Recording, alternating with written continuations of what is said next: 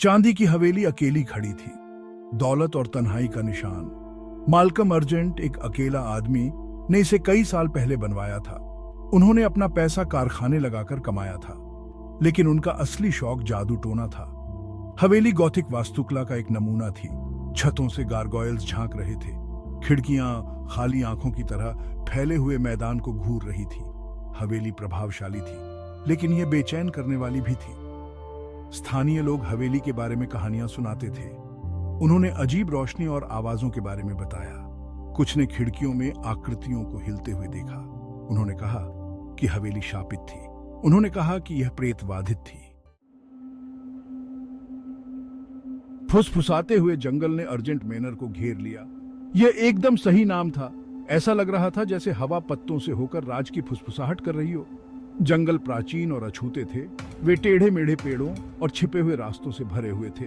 कहा जाता था कि जंगल खतरनाक है। जो लोग इसमें गए उनमें से कई फिर कभी नहीं दिखे।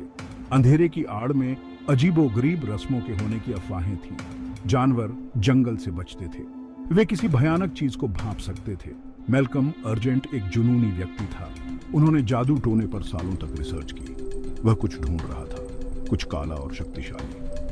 उनका मानना था कि वह इसे फुसफुसाते हुए जंगल में पा सकते हैं। उनका जुनून ही उनका पतन का कारण बना। एक दिन अर्जेंट गायब हो गया। वह बिना किसी निशान के गायब हो गया। कुछ लोगों ने कहा कि उसे आखिरकार वह मिल गया जिसकी उसे तलाश थी। दूसरों ने कहा कि जंगल ने उसका दावा किया था। टीम इकट्ठी हुई थी। 4 लोग एक साझा रुचि से एक साथ आए थे। वे थे पैरानॉर्मल इन्वेस्टिगेटर। उनका मिशन अर्जेंट मैनर के पीछे की सच्चाई का पता लगाना। टीम का नेतृत्व कर रही थी डॉ एमिली कार्टर, एक प्रसिद्ध इतिहासकार और आर्कियोलॉजिस्ट। एमिली स्वभाव से शक्की थी, लेकिन वह अज्ञात के आकर्षण का विरोध नहीं कर सकी। उसे जादू टोने का अच्छा खासा ज्ञान था। वह किंवदंतियों के लिए एक तर्कसंगत व्याख्या खोजने की उम्मीद करती थी। उनके साथ थे बेन जैक्सन, असाधारण चीजों के प्रति जुनून के साथ एक तकनीकी विशेषज्ञ। बेन टीम की आंख और कान थे।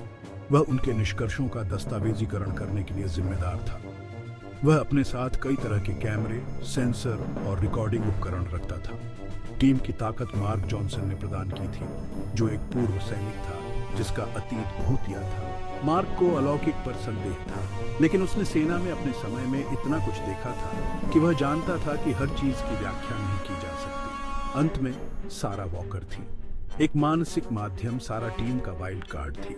उसने मृतकों के साथ संवाद करने में सक्षम होने का दावा किया था। उसकी उपस्थिति एक आराम और बेचैनी का स्रोत दोनों थी।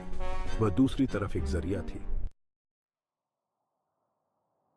रात अंधेरी थी। सिर के ऊपर तूफानी बादल छा गए। बिजली चमकी, जिससे अर्जेंट मैनर भूतिया चमक से जगमगा उठा। हवा बांसुरी की तरह गरज रही थी, पेड़ों को इधर उधर कर रही थी। बारिश हुई, जिससे टीम हवेली के पास पहुंची तो भीग गई। वे एक वैन में आए थे। उनका सारा सामान अंदर कसकर भरा हुआ था। हवेली उनके सामने खड़ी थी, खतरनाक और भव्य। अंधेरे में भी यह स्पष्ट था कि हवेली जर्जर अवस्था में थी। कभी भव्य रहा, अग्रभाग अब ढह रहा था। खिड़कियों पर तख्ते लगे हुए थे। ऐसा लग रहा था जैसे दशकों से हवेली में किसी ने पैर नहीं रखा था। एमिली कार्टर ने अपनी घड़ी देखी। लगभग आधी रात हो चुकी थी। अपनी जांच शुरू करने का सही समय। वह अपनी टीम की ओर मुड़ी। ठीक है, चलो ये करते हैं। उन्होंने अपना सामान उतारा और हवेली में घुसने की तैयारी की। उनके दिल प्रत्याशा और भय के मिश्रण से धड़क रहे थे। वे अज्ञात में कदम रखने वाले थे।